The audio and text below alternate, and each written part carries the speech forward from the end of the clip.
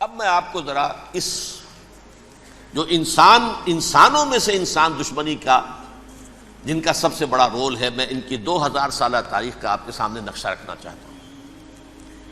ان 1400 سال کا تو میں نے صرف 4 آپ کو پوائنٹس بتائے۔ موسیٰ سے عیسیٰ تک 1400 برس علیہ الصلوۃ والسلام، 2 مرتبہ عروج، 2 مرتبہ زوال، اشیریوں کے ہاتھوں پٹوائی، بابلیوں کے ہاتھوں پٹانا، گریکس کے ہاتھوں مرمت، رومنس کے ہاتھوں مرمت۔ یہ جو 2000 سال ہیں، کیونکہ اب تو ظاہر بات ہے 21ویں صدی شروع ہو گئی، 20 صدیاں حضرت مسیح کو پوری ہو گئیں۔ پہلی بات نوٹ کیجئے، حضرت مسیح کی پیدائش ہے سن 1 قبل مسیح۔ یہ نقطہ آپ نے کبھی سنا ہے یا نہیں؟ جب ملینیم کا سلسلہ شروع ہوا تھا پچھلے سال، تو میں نے بیان کر دیا تھا کہ ایک عجیب حساب کے اندر انہوں نے غلطی کی ہوئی ہے۔ حضرت مسیح کی پیدائش ہوئی 25 دسمبر کو، سن انہوں نے شروع کر دیا، جو اس کے بعد جنوری آئی تو پہلا سال شروع ہو گیا۔ اگر جنوری سے پہلا سال شروع ہوا تو یہ 6 دن جو ہے تو اس کے پچھلے سال میں تھے، لہذا کہا جائے گا کہ Jesus Christ was born 1 year before Christ, BC۔ تو 1 قبل مسیح میں حضرت مسیح کی پیدائش ہوئی۔ یہ آخری اسرائیلی نبی اور رسول۔ یہودی علماء کی مخالفت، دشمنی، سولی پر چڑھوا دینا میں بیان کر چکا ہوں۔ سن 33 عیسوی میں، جبکہ حضرت مسیح کی عمر 33 برس تھی، اللہ تعالیٰ نے انہیں زندہ آسمان پر اٹھا لیا، لیکن یہودیوں نے اپنے خیال کے مطابق انہیں سولی پر چڑھوا دیا، ان کی موت واقع ہو گئی۔ اگرچہ اس کے بعد یہ اختلاف ہے ان میں، یہودی کہتے ہیں وہ سولی پر چڑھ گیا، ختم ہوا، مر گیا۔ عیسائی کہتے ہیں نہیں، انتقال ہوا ہے مسیح کا صلیب پر، لیکن پھر وہ دوبارہ زندہ ہو گئے ہیں۔ ان کی لاش ایک غار میں رکھ دی گئی تھی، وہاں ریزریکشن ہو گیا، ان کا باعث بعد الموت وہی ہو گیا، اور پھر انہیں اللہ نے زندہ آسمان پر اٹھا لیا۔ تو ہمارے اور عیسائیوں کے درمیان نوٹ کر لیجئے، یہ چیز مشترک ہے کہ حضرت مسیح آسمان پر زندہ اٹھائے گئے۔ فرق کیا ہے؟ وہ سمجھتے ہیں کہ سولی دیے گئے، سولی پر مرے، پھر زندہ ہوئے، پھر گئے۔ ہم سمجھتے ہیں کہ نہیں، وما صلبوہ وما قتلوہ، انہوں نے نہ صلیب دے سکے انہیں اور نہ انہیں قتل کر سکے، بل رفع اللہ الیہ، اللہ نے اٹھا لیا۔ پھر ہمارا اور یہ اس کا عیسائیوں کا ایک اور اتفاق ہے، سیکنڈ کمنگ آف جیسس، حضرت مسیح دوبارہ آئیں گے۔ یہ عیسائیوں کا بھی عقیدہ ہے اور ہمارا بھی۔ بہرحال تو جیسا کہ میں نے عرض کیا کہ اس وقت یہ عذاب استیصال، عذاب اکبر کے مستحق ہو چکے تھے، لیکن اللہ نے ان کی مدت دراز کی ہے۔ لیکن ان پر دنیاوی عذاب کا ایک کوڑا جو ہے اللہ تعالیٰ کی طرف سے اسی وقت برسا، دنیاوی عذاب دنیا میں رہتے ہوئے ختم نہیں کیا۔ 37 برس بعد، حضرت مسیح کے رفع سماوی کے 37 برس بعد، سن 70 میں یہودیوں نے بغاوت کی رومیوں کے خلاف۔ رومی ٹائٹس جنرل تھا ایک، اس نے پھر جو حملہ کیا ہے، 1,33,000 یہودی ایک دن میں قتل کیا یروشلم میں، اور ہیکل سلیمانی گرا دیا۔ وہ ہیکل پہلے بھی گرا تھا، پہلے 1400 سال کے دوران میں بھی نبوکڈنضر نے گرایا تھا، لیکن پھر اس کے 150 سال بعد انہوں نے دوبارہ بنا لیا تھا، اس لیے وہ اسے سیکنڈ ٹیمپل کہتے ہیں۔ پہلا ٹیمپل جو حضرت سلیمان نے بنایا تھا، نبوکڈنضر نے گرا دیا 587 قبل مسیح میں، پھر دوبارہ انہوں نے 150 سال کے بعد بنا لیا۔ وہ اس تاریخ کا حصہ ہے، میں نے جس کے بارے میں آپ کو تفصیل نہیں بتائی۔ اس میں یہ ہوا سن 70 میں وہ گرا دیا گیا، وہ آج تک گرا پڑا ہوا ہے۔ نمبر 2، یہ کہہ دیا گیا کہ یہودیوں اس ارض فلسطین سے نکل جاؤ، تم یہاں نہیں رہ سکتے اب۔ لہذا جس کا جہاں سینگ سمایا چلا گیا، یورپ میں چلے گئے، ایشیا میں آ گئے، عرب میں آ گئے۔ یہ 3 قبیلے جو رات بھی میں نے عرض کیا تھا، بنو قینقاع، بنو نذیر اور بنو قریظہ، یہ وہاں سے آ کے مدینے میں آباد ہو گئے، جس کا جہاں سینگ سمایا۔ افریقہ میں، ہندوستان میں، جہاں چلے گئے۔ ڈایاسپورا اسے کہتے ہیں، وہ آپ نوٹ کر لیجیے اس لفظ کو، ڈایاسپورا، ہمارا دور انتشار، جبکہ ہمیں ہماری اصل سرزمین تو فلسطین ہے، حضرت ابراہیم کا مسکن، حضرت اسحاق حضرت یعقوب کا مسکن فلسطین، یہ ہے ہماری اصل جاگیر، یہ تو ہماری جدی پشتی جاگیر ہے، لیکن یہاں سے نکال دیے گئے سن 70 عیسوی میں، اور وہاں سے لے کے 1917 تک ان کا ڈایاسپورا جاری رہا۔ یہ دور انتشار ہے۔ اس دور انتشار کے اب چند حصے ہیں جس کو میں چاہتا ہوں کہ آپ علیحدہ علیحدہ سمجھ لیں۔ دور انتشار کا جو پہلا جو ہے تقریباً 300 برس، رومی حکمران تھے، وہ یہودیوں کے بھی دشمن تھے اور عیسائیوں کے بھی دشمن تھے، عیسائی اور یہودی ایک دوسرے کے بھی دشمن تھے، لیکن رومی سمجھتے تھے کہ یہ ایک ہی تھیلی کے چٹے بٹے ہیں۔ رومیوں کے نزدیک عیسائی بھی یہودیوں ہی کا ایک فرقہ تھے، کوئی علیحدہ مذہب تو تھا ہی نہیں، لہذا رومی جو ہیں رومنز وہ ان دونوں کو ستاتے تھے، مارتے تھے، اور یہ آپس میں لڑتے تھے، یہودی عیسائیوں کو مارتے تھے، عیسائی یہودیوں کو مارتے تھے۔ یہ ہے 300 برس تک کی تاریخ۔ سن 300 عیسوی میں کیا ہوا؟ ایک معجزہ ہو گیا۔ بہت عظیم ایمپرر کانسٹینٹائن، قسطنطین اعظم، رومن ایمپررز میں سے بہت بڑا ایمپرر، وہ عیسائی ہو گئے۔ اب تو معاملہ بالکل تلپٹ ہو گیا، پوری سلطنت عیسائی ہو گئی۔ اب عیسائیوں کے عیش ہو گئے اور یہودیوں پہ مار پڑنی شروع ہوئی۔ اب عیسائیوں کا آپ خود سوچئے کہ جنہیں وہ خدا بنا بیٹھے ہیں، خدا کا بیٹا قرار دے رہے ہیں، ان کے قاتل کون؟ یہودی بدماش۔ لہذا ان کی وہ پٹائی شروع ہوئی ہے یورپ میں، پوری رومن امپائر میں، انہیں ذلیل کیا گیا، شہروں میں آمد بند، علیحدہ رہو، گھیٹوز کے اندر رہو۔ یہودی کا نام جو ہے وہ گالی بن گیا، جیسے آج بھی یہودی گالی کہتے ہیں، جیسے خنزیر کا لفظ، آخر وہ بھی اللہ کی مخلوق ہے، لیکن آپ کو معلوم ہے کوئی شخص زبان پر نام نہیں لانا چاہتا خنزیر کا، سور کا، ہے تو مخلوق، وہ بھی ایک حیوان ہے۔ ایسے ہی یہ ہے یہودی، یہودی گالی، جیوٹ گالی۔ لہذا ایک طرف تو ان دونوں کے درمیان دشمنی، جس کو قرآن کہتا ہے وَأَغْرَيْنَا بَيْنَهُمُ الْعَدَاوَةَ وَالْبَغْضَاءَ، ہم نے ان کے مابین دشمنی جو ہے پیدا کر دی ہے۔ اور جب یہ پوری سلطنت عیسائی ہو گئی تو قافیہ تنگ ہو گیا یہودیوں کا۔ اب آئیے 571 عیسوی، یعنی جب کہ ڈایاسپورا کو کتنا عرصہ ہو چکا تھا؟ 500 برس۔ سن 70 سے شروع ہوا ڈایاسپورا، جب ٹائٹس نے گرایا ہے ہیکل کو اور نکال باہر کیا انہیں فلسطین سے، بھاگ جاؤ، یہاں ایک یہودی بھی نہیں رہے گا، فلسطین سے نکال دیے گئے۔ اس کے پورے 500 برس بعد سن 571 عیسوی میں حضور کی پیدائش ہوئی، ولادت باسعادت محمد رسول اللہ صلی اللہ علیہ وسلم۔ 610 میں آپ پر وحی کا آغاز ہوا، لیکن حضور کے ساتھ ان کا معاملہ کیا رہا؟ اول تو جب کہ حضور ابھی مکے ہی میں تھے، یہودیوں نے ریشہ دوانیاں شروع کر دی حضور کے خلاف۔ قریش مکہ کو سکھاتے تھے، پڑھاتے تھے، ان سے یہ پوچھو، ان سے یہ پوچھو، انہیں اس طرح تنگ کرو، ان سے یہ امتحان لو، یہ آپ کے علم میں ہے۔ سورہ بنی اسرائیل میں، سورہ کہف میں وہ سوالات جو امتحانی سوالات آئے تھے، ذوالقرنین کون تھا، اصحاب کہف کون تھے، تم رسول بنے پھرتے ہو تو بتاؤ، اور یہ روح کی حقیقت کیا بتاؤ، یہ ساری ریشہ دوانیاں کر رہے تھے بیٹھے ہوئے، ابھی وہیں پر حضور ابھی پہنچے بھی نہیں۔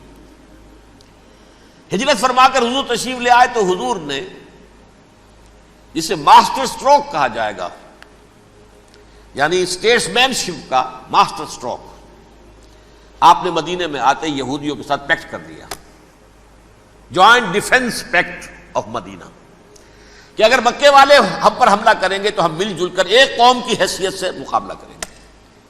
یہ میثاق مدینہ کہلاتا ہے، جس کے بہت غلط معنی پہنائے جا رہے ہیں آج کل۔ بہرحال میں موضوع میرا چونکہ یہ نہیں، میں ادھر نہیں جاؤں گا، لیکن ہوا کیا؟ ہر مرتبہ یہ خیانت کے مرتکب ہوئے، ان نے جو عہد کیے تھے ان سے پھرے، اندر ہی اندر سازش، ریشہ دوانی، حضور کی بدترین دشمنی۔ سورہ نساء کی آیت نمبر 12 میں 13 میں فرمایا ہے لا تزال تطلع علی خائنۃ منہم، اے نبی ہمیشہ آپ کے علم میں ان کی طرف سے خیانتیں، بددیانتیاں آتی رہیں گی. اور بار بار وہ مسلسل جنگ کی آگ بھڑکاتے تھے. قریش کو دعوت دیتے، آؤ آؤ آؤ ہم اندر سے بغاوت کر دیں گے، تم آؤ تو صحیح، ختم کریں محمد کو اور اہل ایمان کو صلی اللہ علیہ وسلم ورضی اللہ تعالی عنہم اجمعین. لیکن پھر جب وہ آتے تھے تو یہ دبک جاتے تھے، ان میں ہمت نہیں تھی، میدان کے مرد نہیں رہے تھے. یہ سورہ حشر میں ان کا نقشہ کھینچا گیا ہے. کھلے میدان میں مقابلے کی اس کے اندر صلاحیت ہی نہیں ہے. یہ تو فصیلوں کے پیچھے سے، جیسے عورتیں کہیں دیہات میں لڑائی ہوتی ہے تو مرد جو ہے گلیوں میں لڑتے ہیں، عورتیں اوپر سے پتھر پھینکتی ہیں، بس وہ کام یہ کر سکتے تھے. من ورائے جدر، فصیلوں کے پیچھے سے، جنگ میں میدان میں نہیں آ سکتے. بہرحال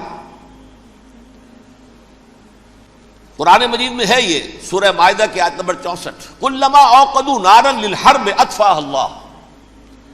اکثر و بیشتر مواقع پر تو یہ جب آگ بھڑکاتے تھے جنگ کی، اللہ اسے بجھا دیتا تھا. لیکن بہرحال اس کے باوجود جنگیں ہوئی، غزوہ بدر، غزوہ احد ہوئی کہ نہیں؟ یہ ساری اصل شرارت ہوئی. اور اس کے نتیجے میں حضور نے پھر ایک ایک کر کے 3 قبیلوں کو سزا دی.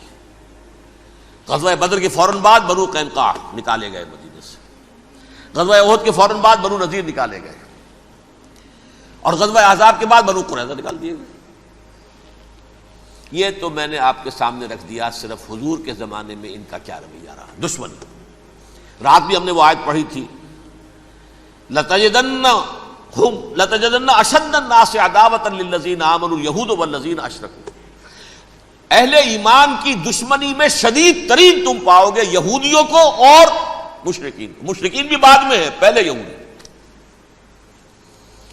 حضور کے بعد کیا ہوا اب یہ نوٹ کیجئے، یہ ان کی تاریخ کا دوسرا دور ہے. حضرت عمر رضی اللہ تعالیٰ عنہ کا عہد خلافت ہے.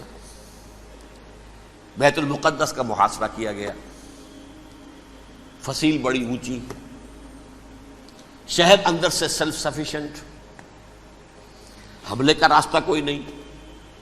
محاصرہ طول کھینچ رہا ہے لیکن ان کے پاس رسد بھی موجود ہے، پانی بھی موجود ہے، وہ دروازے بند کر کے بیٹھے ہوئے ہیں. بالآخر اللہ تعالیٰ کی مشیت کا ظہور کیسے ہوا؟ ان کے کچھ علماء آئے فصیل پر، کہا دیکھو مسلمانوں، تم قیامت تک بھی یہاں پڑے رہو گے محاصرہ کر کے، ہمارا یہ شہر فتح نہیں ہوگا. ہاں ایک درویش بادشاہ کے ہاتھوں یہ شہر فتح ہونا ہے، لیکن تمہارے اندر ہمیں وہ نظر نہیں آ رہا. ابو عبیدہ بن الجراح رضی اللہ تعالی عنہ، امین هذه الامہ، ان کا فوراً ذہن گیا وہ درویش بادشاہ مدینے میں بیٹھا ہوا ہے عمر رضی اللہ تعالی. اب ایک اور عمر بھی ہے جو قندھار میں بیٹھا ہے. نقشہ وہی ہے، سادگی کی حد تک نقشہ وہی، بالکل وہی، اپنی آنکھوں سے دیکھا ہے وہی سادگی. عمر اول، عمر ثانی تھے عمر بن عبد العزیز. اب ایک اللہ کے فضل سے اللہ تعالیٰ ایدہ اللہ بنصرتہ، اللہ تعالیٰ ان کی نصرت فرمائے، دشمنوں کو ان کے مقابلے میں نیست و نابود کرے. انہوں نے ریکویسٹ بھیج دی کہ حضور تشریف لائیے، یہ شہر فتح ہو جائے گا. وہ ہے سفر تاریخی، اتنا طویل سفر، تقریباً 700 میل، ایک اونٹ، ایک خادم، ایک منزل پہ امیر المومنین اوپر بیٹھے، خادم آگے چل رہا ہے، اگلی منزل پہ خادم اوپر بیٹھا ہے، امیر المومنین آگے جا رہے ہیں. اور جب پہنچے ہیں تو وہ باری تھی خادم کی. انہوں نے ہاتھ جوڑ دیا، حضور خدا کے لیے تم کیا کہیں گے لوگ، وہ میرا برا حال کر دیں گے، تمہیں شرم نہیں آئی؟ امیر المومنین پیدل آگے چل رہے ہیں نکیل پکڑ کر، اور تم بیٹھے ہو اوپر براجمان ہو. حضرت عمر فرمایا الدور دورک، نہیں باری تمہاری ہے، بیٹھ. اس حال میں پہنچے ہیں. اور پھر یہ کہ ابو عبیدہ بن الجراح آئے ہیں، استقبال کیا ہے تو دیکھا ہے اس حال میں چلے آ رہے ہیں. عمر نکیل پکڑے ہوئے چلے آ رہے ہیں، اور کہتے ہیں کہ کہیں کیچڑ ویچڑ تھا، جوتے خراب ہو گئے تھے، وہ بھی اتار کے ہاتھ میں پکڑے ہوئے، کپڑے تو تھے ہی پھٹے ہوئے. انہوں نے کہا بھی حضرت ابو عبیدہ نے، دیکھیے یہ بڑا متمدن ملک ہے، بڑا مہذب علاقہ ہے یہ، آپ ذرا حلیہ اپنا دوست فرما لیں تب جا کے پیش ہم آپ کو کریں گے. آپ نے فرمایا نحن قوم اعزنا اللہ بالاسلام، ہم وہ قوم ہیں جنہیں اللہ نے عزت دی ہے اسلام کے ذریعے سے. کپڑوں کے ذریعے سے نہیں، دولت کے ذریعے سے نہیں۔ اسی حال میں گئے ہیں، اوپر سے انہوں نے کھڑے ہو کر نشانیاں دیکھی ہیں، اپنی کتابیں کھولی، ہاں یہ وہی ہے، اچھا لو جی سرنڈر، شہر تمہارے ہاتھ میں۔ خون کا ایک قطرہ نہیں بہا اور بیت المقدس فتح ہو گیا۔ لیکن اس وقت حضرت عمر نے ایک نرمی یہ کی کہ یہودیوں کے لیے بھی اسے اوپن سٹی قرار دے دیا۔ یہ احسان عظیم حضرت عمر کا، اس سے پہلے یہودی آ ہی نہیں سکتا تھا، داخل ہی نہیں ہو سکتا تھا، وہاں وہ آ کر وزٹ نہیں کر سکتا تھا، زیارت نہیں کر سکتا تھا اپنے مقدس مقامات کی۔ حضرت عمر نے یوں سمجھیے کہ تقریباً 550 برس کے بعد ان کے لیے راستہ کھولا ہے کہ ہاں تم آ سکتے ہو، زیارت کر سکتے ہو۔ لیکن یہ عیسائیوں نے لکھوایا معاہدے کے اندر، انہیں یہاں آپ آباد ہونے کی اجازت نہیں دیں گے، لیکن کم وزٹ دی پلیسز، دیکھیں زیارتیں کریں اور جائیں۔ یہ معاہدہ حضرت عمر کا ہے رضی اللہ تعالیٰ، جو پھر خلافت راشدہ کے بعد بنو امیہ نے بھی اس کو آرڈر کیا، بنو عباس نے کیا، پھر جو ہمارے یہ ترکوں میں اندر خلافت آئی تو ترک خلفاء نے بھی اس معاہدے کی پوری پابندی کی۔ فلسطین میں آ سکتے ہیں یہودی صرف زائرین کی حیثیت سے، وہاں آباد نہیں ہو سکتے۔ اب آئیے اگلا دور آیا حضرت عثمان کا دور خلافت۔ یہ ہے وہ وقت کہ اب یہود نے امت مسلمہ کی پیٹھ میں چھرا گھونپا۔ وہ کیسے؟ ایک یہودی عبداللہ ابن سبا اسلام کا لبادہ اوڑھ کر آ گیا، معاشرے کا جائزہ لے لیا، ان میں بنو ہاشم اور بنو امیہ میں جو پرانی کشاکش تھی اس کے کچھ نہ کچھ جراثیم باقی ہیں، اگر ان کو ذرا بھڑکا دے تو مسلمانوں میں انتشار پیدا ہو جائے۔ کہا یہ عثمان کون ہے؟ یہ تو بنو امیہ میں سے ہے، یہ حق تو بنو ہاشم کا ہے، خلافت ان کے پاس ہونی چاہیے، محمد کے تو رشتہ دار وہ ہے صلی اللہ علیہ وسلم۔ عوام الناس کے اندر بات پھیلنی شروع ہوئی، پھر ایک بڑی سازش کے انداز میں حضرت عثمان کے خلاف پروپیگنڈا، حضرت عثمان کے جو عاملین تھے، گورنر تھے، ان کے خلاف پروپیگنڈا، اور ایسی ہوشیاری کرتے تھے کہ کوفے میں کوفے کے حاکم کے خلاف کچھ نہیں کہنا، اجی مصر میں یہ ہو رہا ہے، اجی شام میں یہ ہو رہا ہے، اجی یہ جو عثمان ہے وہ یہ کر رہا ہے، یہ ظلم ہو رہا ہے، یہ لوٹ مار ہو رہی ہے، یہ خیانتیں ہو رہی ہیں۔ اب نہ تو اس زمانے میں مینز آف کمیونیکیشن، کیسے تصدیق کریں؟ افواہیں تو آپ آج کراچی کے اندر شروع ہو جائے تو پتہ نہیں چل سکتا کسی کو کہ کیا اس میں صداقت ہے کیا جھوٹ ہے، اور بری بات جو ہے فطرت انسانی کی کمزوری ہے وہ فوراً قبول کرتا ہے، کسی کے بارے میں اچھی بات ماننے کو تیار نہیں ہوتا لیکن بری بات تو فوراً تیار۔ بہرحال یہ فتنہ انہوں نے اٹھایا، حضرت علی کی الوہیت کا فتنہ اٹھایا، حضرت عثمان کے خلاف الفتنۃ الکبریٰ برپا کیا، حضرت عثمان شہید ہوئے۔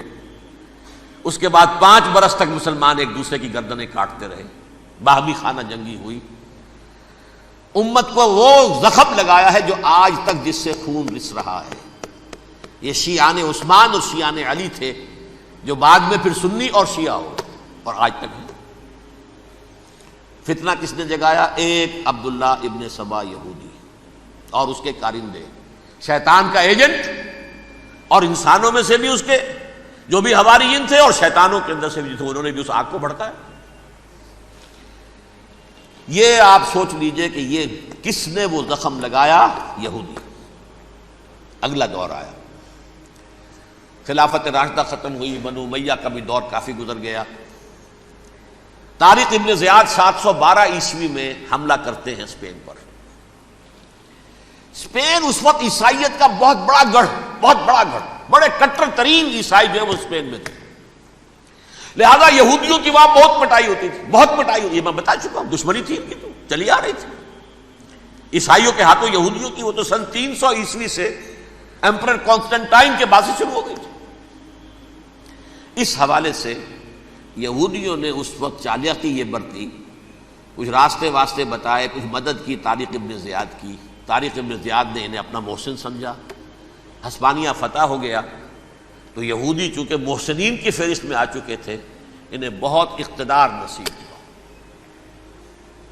بڑی سپورٹ مسلمانوں نے دی۔ ان کے بڑے بڑے علماء جو ہیں اسی دور کے اندر پیدا ہوئے، بڑے بڑے تھنکرز ان کے اسی دور میں پیدا ہوئے۔ بن گوریون جو کہ ایک وزیر اعظم تھا اسرائیل کا، اس نے یہ لکھا ہے اپنی کتاب میں، Muslim Spain was the golden era of our diaspora. وہ ڈائسپورا جو 70 عیسوی سے شروع ہوا تھا اور 1917 عیسوی تک جاری رہا ہے، اس میں سے گولڈن ایرا ہمارا جو تھا وہ مسلم اسپین تھا. ہسپانیہ میں بیٹھ کر ہم نے عیش کیے. لیکن وہاں سے انہوں نے اور جو کچھ کیا، یہ تو داستان کے بہت سے گوشے ہیں، لیکن میں جس اسٹریٹ لائن میں چل رہا ہوں اس کے اعتبار سے ایک بات سمجھ لیجیے. وہاں بیٹھ کر انہوں نے اب عیسائیت کی پیٹھ میں چھرا گھونپا، پروٹیسٹنٹ مذہب پیدا کیا، تقسیم کر دیا. جیسے شیعہ سنی کی تقسیم، عبداللہ ابن سبا. رومن کیتھولک اور پروٹیسٹنٹ کی تقسیم، یہودی علماء. ہوتا کیا تھا؟ ہسپانیہ کی یونیورسٹیاں ہیں، کارڈووا میں ہے، ٹولیڈو میں ہے، گریناڈا میں ہے، غرناطہ، قرطبہ، تولیتلا، اور وہاں آتے تھے لوگ. فرانس سے چلے آ رہے ہیں نوجوان پڑھنے کے لیے، جرمنی سے چلے آ رہے ہیں، اٹلی سے چلے آ رہے ہیں. 3 ہی ملک قریب ترین پڑھتے ہیں سینٹرل جو یورپ کے ہیں. یہاں پر جو ہے وہ اسلام جو نور پھیلا رہا تھا اس سے بھی مستفیض ہوئے. جہالت کے جو ہے پردے ان کے وہ چھٹے. اس کے ساتھ ہی وہ یہودی وہاں ان کے اندر جو جراثیم داخل کر رہے تھے، وہ اس عیسائیت کے خلاف بغاوت جو اس وقت دنیا میں عیسائیت اس وقت تھی. پوپ کا راج تھا دنیا میں اس وقت. یورپ میں جو عیسائیت تھی اس میں ایک طرف بادشاہ تھے، لیکن بادشاہوں کی حیثیت وہاں پر یوں سمجھ لیجئے کٹ پتلیوں کی تھی. اصل قوت پوپ کے ہاتھ میں تھی. اور پوپ کو انہوں نے جیسے قرآن نے کہا اتخذوا احبارهم ورهبانهم اربابا من دون اللہ، چونکہ سینٹ پال نے شریعت موسوی ساقط کر دی تھی تو اب شریعت تھی ہی نہیں. پوپ کو اختیار تھا جس چیز کو چاہے حلال قرار دے دے، جس چیز کو چاہے حرام قرار دے دے. اتخذوا احبارهم ورهبانهم اربابا من دون اللہ. انہوں نے کہا صاحب یہ پوپ کس بلا کا نام ہے، یہ بھی انسان ہے. بات تو ٹھیک تھی نا، اصل حیثیت تو کتاب کی ہونی چاہیے نا، ڈیوائن بک، دی ریویلڈ اسکرپچر. لہذا اور یہ کتاب ہر شخص پڑھ سکتا ہے. کوئی پوپ کے باپ کو جو ہے کوئی اس کے لیے پروپرائٹری رائٹس تو نہیں ہے کہ صرف پوپ پڑھ سکتا ہے یا پادری پڑھ سکتے ہیں. ہم بھی پڑھ سکتے ہیں، ہم بھی سمجھ سکتے ہیں. یہ باتیں تھی کہ جن کو بڑھا چڑھا کر بیان کر کے اور پوپ کا اقتدار ختم کرا دیا اور توجہ مرکوز کر دی بائبل کی طرف. اب بائبل میں بڑا حصہ تو اولڈ ٹیسٹامنٹ کا ہے. نتیجہ کیا ہوا؟ یہود کی عظمت پروٹیسٹنٹس کے نزدیک مسلم ہو گئی. اصل قوم تو یہ ہے. وہ دشمنی بدلی کہ نہیں بدلی؟ موسیٰ کے امتی یہ ہے، تورات موسیٰ کو دی گئی، ابراہیم کی نسل یہ ہے. لہذا وہ جو دشمنی تھی، جو عداوت تھی کہ ہمارے خدا کو سولی چڑھانے والے ہیں یہ بدماش، اس کا ازالہ ہوا. اس پروٹیسٹنٹ مذہب کے نتیجے میں یہ میں اب آپ کو بتاتا ہوں کہ ایک نتیجہ وہ نکلا ہے جسے برٹرنڈ رسل نے بیان کیا ہے. اس کی کتاب ہے ان پریز آف آئیڈلنس، صفحہ 108. وہ لکھتا ہے the Christians retaining the Judaic belief in special revelation added to it the Roman desire for worldwide domination and the Greek taste for metaphysical subtleties. The combination produced the most fiercely persecuting religion that the world has yet known. یہ 3 چیزیں آ کر عیسائیت میں مل گئی. ایک تو جب یہ اولڈ ٹیسٹمنٹ جو ہے وہ ان کے ہاتھ میں آ گئی، اور اس کے میں کچھ آپ کو بتا دیتا ہوں کہ اولڈ ٹیسٹمنٹ کی تعلیمات، کیونکہ یہ اولڈ ٹیسٹمنٹ جو ہے یہ محرف تھی. اصل تورات تو گم ہو گئی تھی 587 قبل مسیح میں، جب پہلی مرتبہ ہیکل جو ہے تباہ ہوا ہے اس وقت ختم ہو گئی تھی. اس کے کوئی 150 سال کے بعد انہوں نے یادداشتوں سے مرتب کر کے لکھی ہے. اب اس میں ان کے اپنے خیالات، اپنے امانی، اپنی توجیحات وہ شامل ہو گئی. لہذا آپ ذرا میں آپ کو حوالے دیتا ہوں اس کتاب کے اندر مظالم کی جو تعلیم دی گئی ہے. اہل کتاب نے اپنے مظالم قتل عام کے جواز کے لیے تورات میں تبدیلیاں کی اور پیغمبروں پر دہشت ناکی اور بدترین حرام کاری کے الزامات لگائے. سنیے، پہلا حوالہ ہے یہ گنتی باب 31 آیات 17-18. اس لیے ان بچوں میں جتنے لڑکے ہیں سب کو مار ڈالو، اور جتنی عورتیں مرد کا منہ دیکھ چکی ہیں ان کو بھی قتل کر ڈالو، لیکن ان لڑکیوں کو جو مرد سے واقف نہیں اور اچھوتی ہیں اپنے لیے زندہ رکھو. یہ کسی اللہ کی کتاب کا یہ جملہ ہو سکتا ہے؟ کسی ریویل بک کا؟ اور سنیے، یہ ہے استثناء ڈیٹرانومی باب 20 آیت 16-18. پر ان قوموں کے شہروں میں جن کو خداوند تیرا خدا میراث کے طور پر تجھ کو دیتا ہے، کسی ذی نفس کو جیتا نہ بچا رکھنا، جیسا خداوند تیرے خدا نے تجھ کو حکم دیا بالکل نیست کر دینا. مرد، عورتیں، بچے، بوڑھے سب ختم. یہ کتاب مقدس ہے. اور سنیے، سیموئیل باب 27 آیت نمبر 9. اور داؤد نے اس سرزمین کو تباہ کر ڈالا اور عورت مرد کسی کو جیتا نہ چھوڑا. نمبر 4، ان سب آباد شہروں کو ماں، عورتوں اور بچوں کے بالکل نابود کر ڈالا. کتاب استثناء باب 3 آیت 6.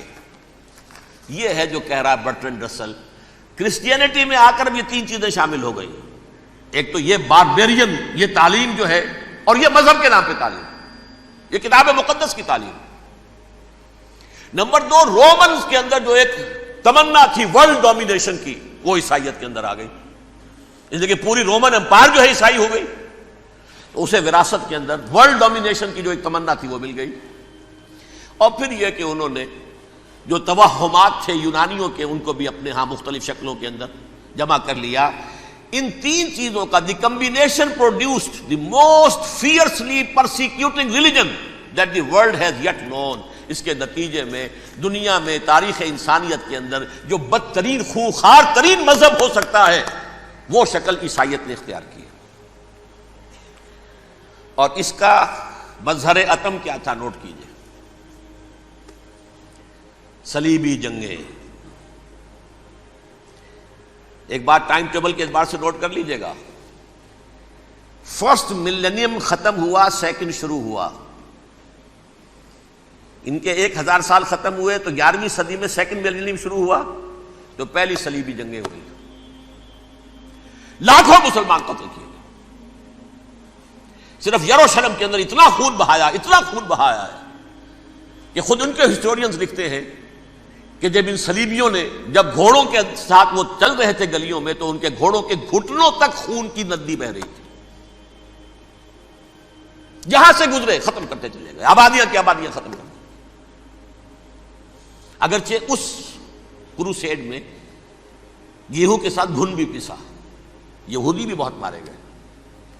یہ فرانس سے، جرمنی سے جب یہ کروسیڈرز آ رہے تھے، 3000 میل کا سفر طے کر کے آئے تھے. سوچئے تو صحیح. اربن ثانی پوپ جو تھا، آگ لگا دی تھی اس نے پورے یورپ کے اندر. شرم سے ڈوب مرو، تمہارے مقدس علاقے مسلمانوں کے ہاتھ میں. انفیڈلز، یہ کافر، یہ مرتد، یہ ملحد. مسیح جہاں پیدا ہوا، مسیح کو جہاں سولی دی گئی، وہ کہاں ہے؟ ان کے ہاتھ میں. وہ آگ لگائی ہے، 3000 میل کا فاصلہ طے کر کے یہ قومیں آئی ہیں وہاں، اور جو تباہی مچائی ہے انہوں نے. تاریخ انسانی میں ایسی بربریت کی کوئی مثال. اور یہ ان کے اپنے ہسٹورینز لکھتے ہیں. شرم کے مارے ایسے محسوس ہوتا ہے جیسے ان کی گردنیں جھکی جا رہی ہیں. لکھتے ہیں